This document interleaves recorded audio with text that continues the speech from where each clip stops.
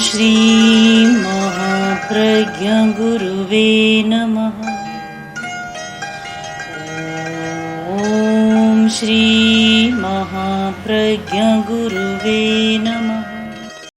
एक युवक आया किसी सन्यासी तपस्वी के पास, नमस्कार किया।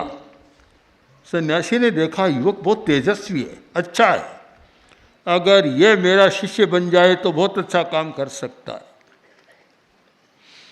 तो सन्यासी बोला, तुम मेरे शिष्य बन जाओ और मैं तुझे स्वर्ग का पट्टा दे दूंगा। बड़ी लोभावनी बात थी, और लोग परोक्ष की बात ज़्यादा, स्वर्ग की बात ज़्यादा करते हैं। वर्तमान जीवन को स्वर्ग बनाने की बात नहीं सोचते, मरने के बाद स्वर्ग की बात सोचते। वर्तमान जीवन चाहे नरक का ही हो, मरने के बाद स्वर्ग मिलना चाहिए। और बहुत सारे हमारे धार्मिक लोग भी यही बात रट रहे हैं कि बस चिंता मत करो, तुम धर्म करो, मरने के बाद स्वर्ग मिल जाएगा। आचार्य तुलसी ही एक ऐसे हुए जिन्होंने क्रांति की कि वर्तमान जीवन अच्छा हो, आगे स्वर्ग मिलेगा, क्या मिलेगा चिंता मत करो। अगर वर्तमान जीवन अच्छा है तो अपने आप स्वर्ग मिलेगा, और वर्तमान जीवन अच्छा नहीं है तो स्वर्ग का लुभावना दृश्य देखते रहो, तुम्हें मिलेगा नहीं। तो वह चलता था। सन्यासी ने कहा, तुम मेरे चेले बन जाओ, मैं तुम्हें स्वर्ग का पट्टा देता हूँ। ये आज धर्म के क्षेत्र में यह पट्टा हर प्रमाण पत्र देने की बात भी चलती है। ये नगर परिषद के लोग या नगर उपन्यास के तो पट्टा दे सकते हैं, अभी ये तुम्हारा भूखंड ले लो, पर धार्मिक लोग भी पीछे नहीं है, पट्टा और प्रमाण पत्र देने में आगे बढ़ गए। युवक बहुत होशियार था, बहुत पढ़ा लिखा, चिंतनशील था। वह बोला कि सन्यासी जी, आप मेरे चेले बन जाओ, मैं आपको दिल्ली का राज्य दे दूंगा। बड़ी विचित्र बात थी। तो सन्यासी बोला कि दिल्ली का राज्य तेरे बाप का है क्या? तो मैं बोला, स्वर्ग का राज्य तेरे बाप का है। जहाँ ये परोक्ष की बातें चलती है, पता नहीं क्या क्या होता है। हम सबसे पहले प्रत्यक्ष को समझने का प्रयत्न करें, जीवन को समझने का प्रयत्न करें। अगर आपने जीवन को समझने का प्रयत्न किया तो आत्मा, परमात्मा, ईश्वर, भक्ति सब अपने आप हो जाएगा। और आपने अगर जीवन को समझने का प्रयत्न नहीं किया और केवल परोक्ष की बातों में उलझे रहे तो शायद आपको क्या मिलेगा मैं नहीं जानता। सबसे पहले ये प्रयत्न करो। मैंने तो इस विषय में कुछ अलग ढंग से बात कही। जैन लोगों में भी आत्मा की बहुत चर्चा है कि आत्मा को समझने का प्रयत्न करो, आत्मा को जानो। मेरे पास लोग आते हैं और आत्मा की चर्चा करते हैं कि आत्मा है या नहीं। अब आत्मा के समर्थन में भी सैकड़ों आचार्यों ने तर्क दिए हैं, तो आत्मा के खंडन में भी अनेक विद्वानों ने तर्क दिए हैं। पूरा चार्वाक मत चला है जो आत्मा को नहीं मानता था। आज भी बहुत लोग हैं जो आत्मा को नहीं मानते। तो मैं कहता हूं, तुम आत्मा को छोड़ दो, एक बार आत्मा को छोड़ो। पहले आत्मा को समझने का प्रयत्न मत करो, सबसे पहले शरीर को समझने का प्रयत्न करो। अगर तुमने शरीर को समझने का प्रयत्न किया और शरीर को समझ लिया तो फिर आत्मा को अलग से समझने की जरूरत नहीं पड़ेगी। कितना रहस्यमय है हमारा शरीर और कितना सूक्ष्म है हमारा शरीर। आप केवल चमड़ी रंग रूप को मानते हैं, शरीर इतना नहीं है, यह तो बाहर की बात है। शरीर के भीतर जाएं, इतने रहस्य, इतने मर्म और इतने गुह्य बातें हैं कि आप समझे बिना कुछ कर नहीं सकते। योग के आचार्यों ने, अध्यात्म के आचार्यों ने शरीर को समझने में बहुत समय लगाया। और मैं भी कह सकता हूँ, आज 30, 40, 50 वर्ष हो गए शरीर के रहस्यों को समझने का प्रयत्न कर रहा हूँ। अगर कोई मुझे पूछे कितना समझा, तो कह सकता हूँ अभी 10% है, 90% बाकी है। शरीर के रहस्यों को, एक हमारा मस्तिष्क ऐसा है, एक हमारा नाड़ी तंत्र ऐसा है जिसके रहस्यों को सहज समझ जा नहीं जा सकता। बड़ा कठिन काम है।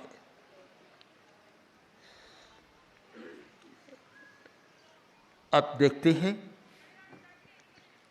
कि शरीर में, शरीर रचना में कितनी सूक्ष्मता है। अगर एक व्यक्ति के शरीर के कोशिकाओं को, सेल्स को अलग किया जाए, तो आप एक एक की रचना यहाँ से शुरू करो। उदयपुर नहीं, दिल्ली नहीं, कलकत्ता नहीं, आगे मुंबई नहीं, न्यूयॉर्क और मॉस्को नहीं, दुनिया के अंत तक चले जाएंगे तो भी वह पूरी नहीं।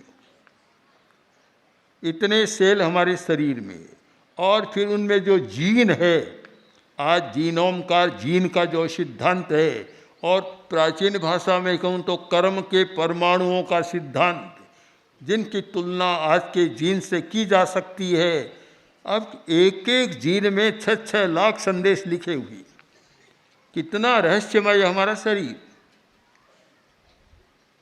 सबसे पहले अपने शरीर को समझने का प्रयत्न करो। हमारी चेतना कहाँ है? आत्मा कहाँ है? शरीर के भीतर है। शरीर के भीतर है आत्मा। तो आप आत्मा को कैसे पकड़ेंगे? आप तो बाहर खड़े हैं, कोई व्यक्ति भीतर के कक्ष में है। अब बाहर, भीतर तो आप जा नहीं सकते, दरवाज़ा बंद है, तो बाहर खड़े खड़े कैसे देख पाएंगे, कैसे बातचीत कर पाएंगे?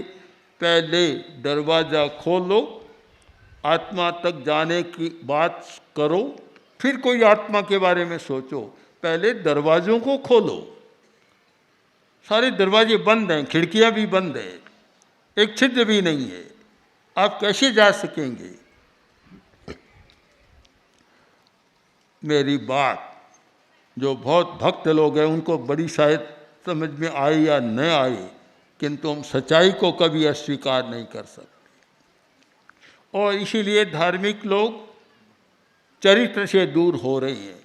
अगर वर्तमान जीवन को समझने का प्रयत्न करें तो उनका चरित्र अच्छा होगा, और वर्तमान जीवन को समझने का प्रयत्न न करें तो फिर बस कुछ भी करो, धर्म करते हैं और परलोक सुधर जाएगा और स्वर्ग मिल जाएगा। एक भ्रांति मानता हूं मैं इसको, और ये भ्रांति तोड़नी चाहिए।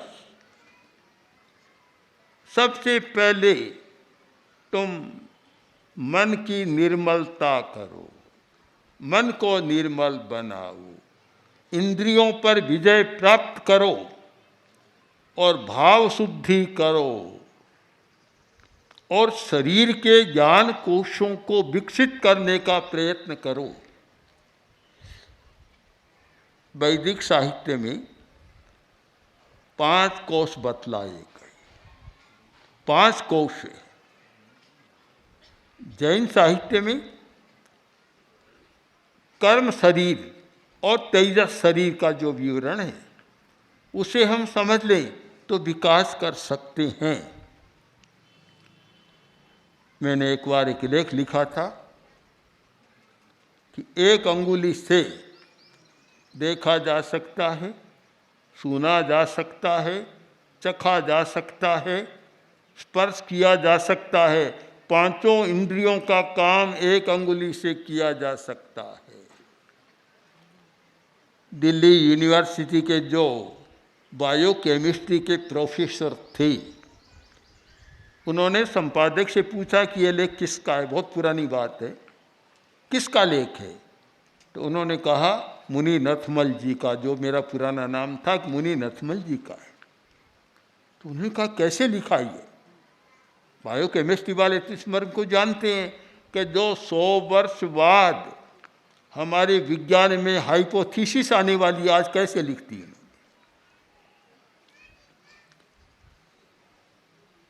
मेरे पास संपादक आया, बोला आपने कैसे लिखा?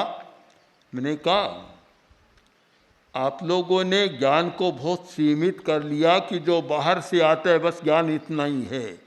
आपने भारतीय ज्ञान को तो भुला दिया बिल्कुल। भारतीय परंपरा में इतना ज्ञान विकसित रहा है कि आज उसका ठीक अध्ययन किया जाए तो बहुत नए तथ्य हमारे सामने आ सकते हैं।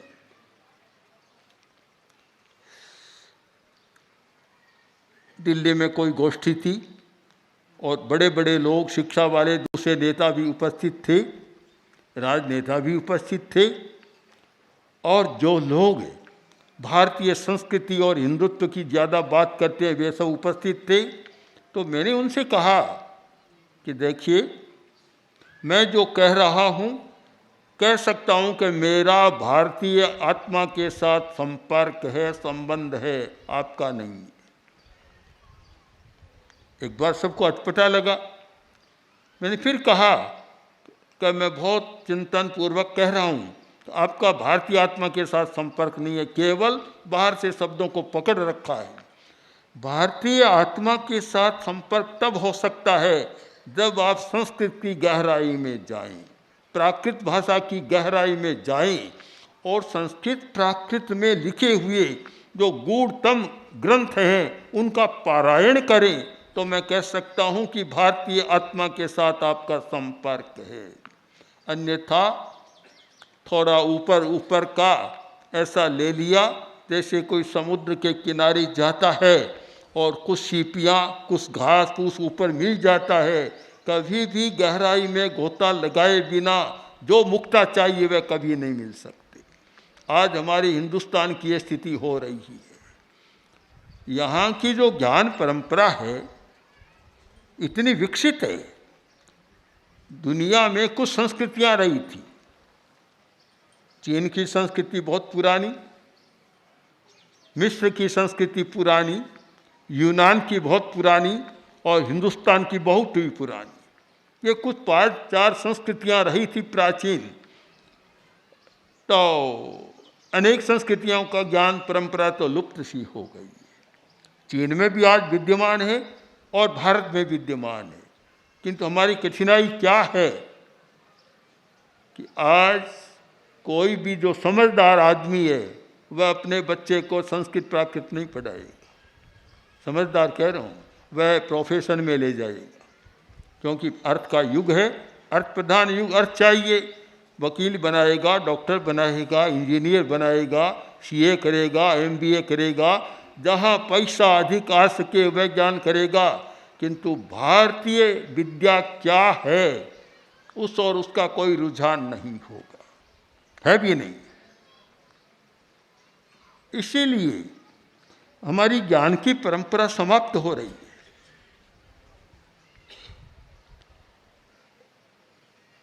आज के जो शिक्षक हैं, आप भी शिक्षक रहे हैं, पुराने आदमी है, बुरा नहीं मानेंगे, किंतु आज के जो शिक्षक हैं, जब मैं देखता हूँ विद्यालय का उच्चारण भी विद्यालय करेंगे, लिखने में भी ऐसा कर देते, बड़ा विचित्र लगता है। जब तक हम 5000 वर्ष पहले, 4000 वर्ष पहले, 3000, 2000, 1000 वर्ष पहले अनेक अनुभवी और आत्मा में पहुँचे हुए आचार्यों ने जो ज्ञान प्राप्त किया, दिया और लिखा, उसके साथ संपर्क नहीं करेंगे तो हमें सही अर्थ में तो भारतीय कहलाने का अधिकार है या नहीं, मेरे सामने प्रश्न। हम केवल चोला भले भारतीय का पहन लें, किंतु हमारी आत्मा तो भारतीय नहीं बन पाएगी, हमारा संपर्क नहीं है। आज भी मानता हूँ अगर भारतीय चेतना जागृत हो, भारतीय मनीषा कुछ काम करे और आज 150 हजार व्यक्ति भारतीय विद्याओं का गहन अध्ययन करे तो सारे विश्व को देने की स्थिति में आ जाएंगे।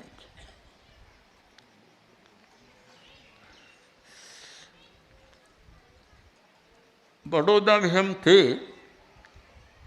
यात्रा के दौरान जब गुजरात में थे तो बड़ौदा में पहुंचे।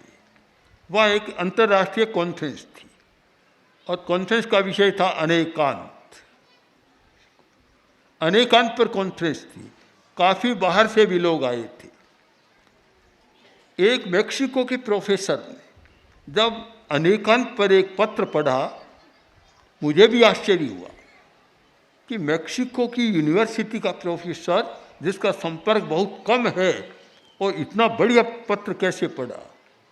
फिर हमने उनसे बातचीत की। मैंने कहा आपने बहुत अच्छा पत्र पढ़ा अनेकांत पर, और आपने कैसे अध्ययन किया। बोला कि मैं वहाँ विद्यार्थियों को अनेकांत यूनिवर्सिटी में पढ़ा रहा हूँ। क्यों पढ़ा रही हैं कि मैंने अनुभव किया कि वर्तमान की जो आग्रह विग्रह की दुनिया में अगर कोई समाधान हो सकता है तो अनेकांत और सापेक्षवादी हो सकता है, अन्यथा सब अपने अपने एकांगी आग्रह में लड़ते झगड़ते रहेंगे।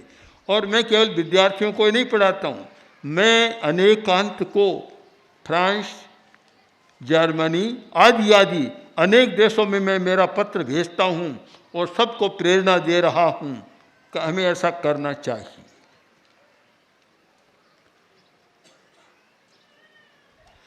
हाई अमेरिका की यूनिवर्सिटी से प्रोफेसर आए जो हवाई यूनिवर्सिटी में, जिन्होंने नॉन किलिंग पॉलिटिकल साइंस पर बड़ा काम किया है, पुस्तक लिखी है। आचार्य तुलसी लाडनू में थे, आए, फिर हमने बात की, हमने अहिंसा के बारे में कुछ बताया। उन्होंने फिर उस पुस्तक में लिखा है कि मुझे जो आचार्य महाप्रज्ञ से नया दृष्टिकोण मिला नहीं मिला कहीं। आज भी बहुत सारे अमेरिकन, यूरोपियन ये बात कहते हैं कि हमें जीवन और अध्यात्म के बारे में, सत्य के बारे में जो ज्ञान वहाँ मिलता है या नहीं मिल रहा है।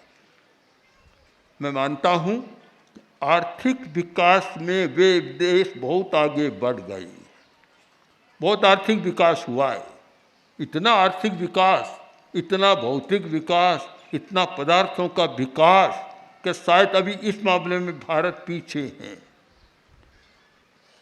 जहाँ राष्ट्रों के वर्गीकरण किया गया, विकसित राष्ट्र, विकासशील राष्ट्र और अविकसित राष्ट्र, अभी पदार्थ की दृष्टि से तो भारत विकासमान, विकासशील राष्ट्रों की सूची में है। मैंने इस पर चिंतन किया, लिखा, क्या विकसित और अविकसित का मानदंड केवल पदार्थ ही होना चाहिए?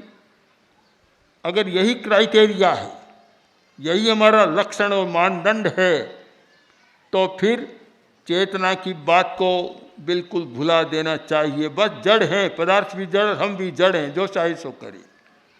अगर हमारे भीतर चेतना है तो इसके लक्षण और सीमा निर्धारण और क्राइटेरियाज भी बदलने चाहिए सारी। केवल आर्थिक विकास नहीं कि मानसिक शांति, प्रसन्नता, तनाव मुक्ति, जीवन शैली, यह भी हमारे मानदंड बनने चाहिए कि जिस देश ने एक ऐसा वातावरण निर्माण किया है कि वहाँ का नागरिक प्रसन्न रहता है, तो वह विकसित राष्ट्र है। और बहुत पदार्थ पाने पर भी तनाव से घिरा रहता है और इतना डिप्रेशन कि जिसकी तुलना नहीं हो सकती। मैंने टाइम पत्रिका में 2 वर्ष पहले कुछ लेख पढ़े थे, 3 लेख मेरे पास आए, बहुत बढ़िया लेख थे।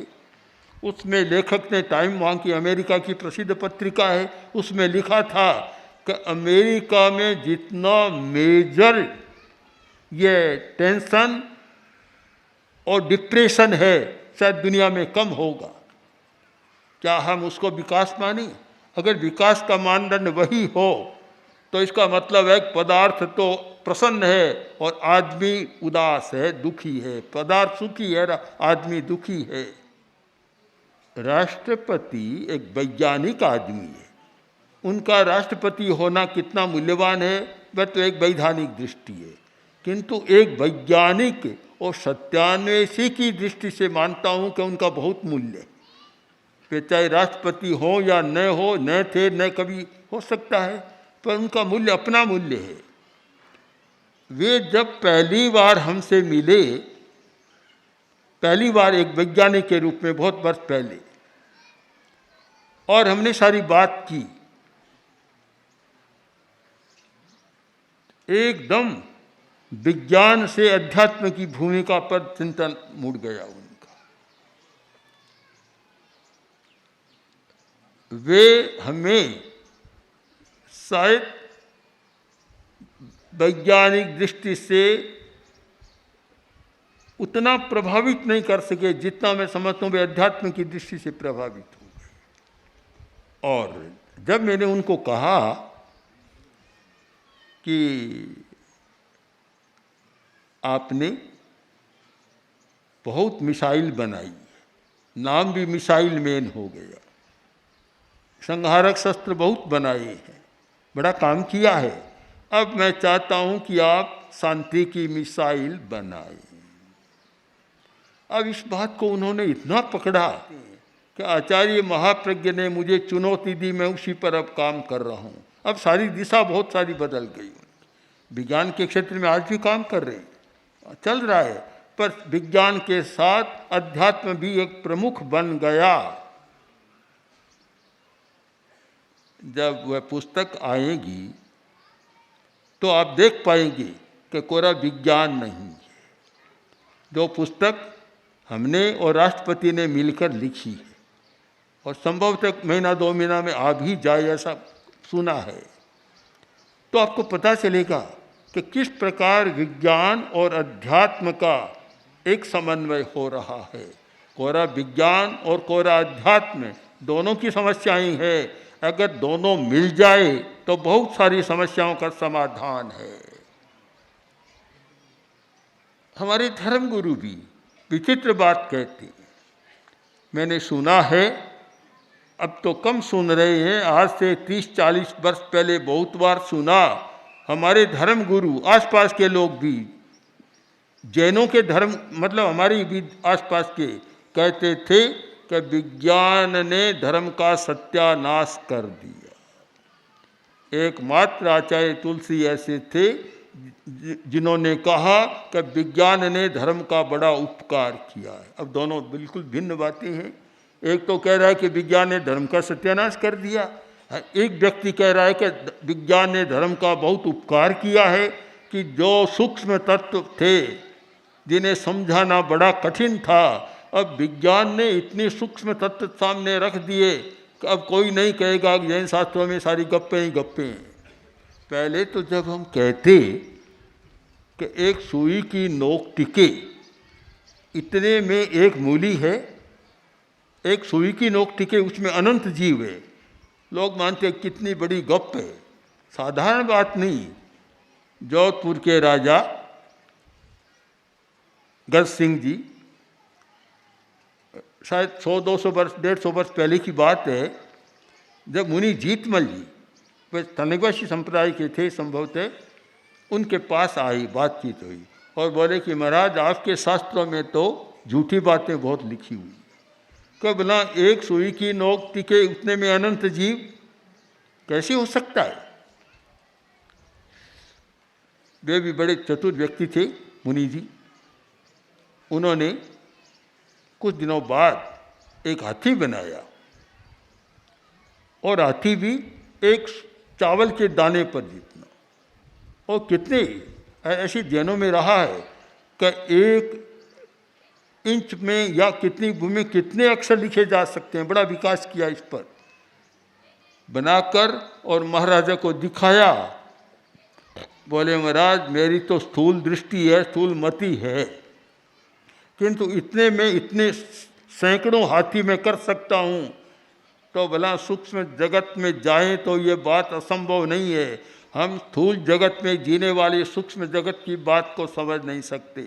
हमारा सूक्ष्म जगत इतना बड़ा है कि स्थूल दृष्टि वाला आदमी झूठ कह सकता है, इसके सिवाय और कोई उसका कहना नहीं हो सकता। उसका दोष भी नहीं है, बेचारे की गति भी नहीं है, न गति न मति, वे क्या करेगा। सूक्ष्म जगत में प्रवेश, आचार्य तुलसी ने जो किया मैं कर रहा हूँ। हम केवल धर्म की ऊपर ऊपर की बातें नहीं कर रहे। एक धर्म की परंपरा, एक संस्कृति की परंपरा कैसे चिरजीवी हो सकती है और कैसे एक समाज शक्तिशाली बन सकता है। बिना सांस्कृतिक आधार के कोई शक्तिशाली नहीं बनता।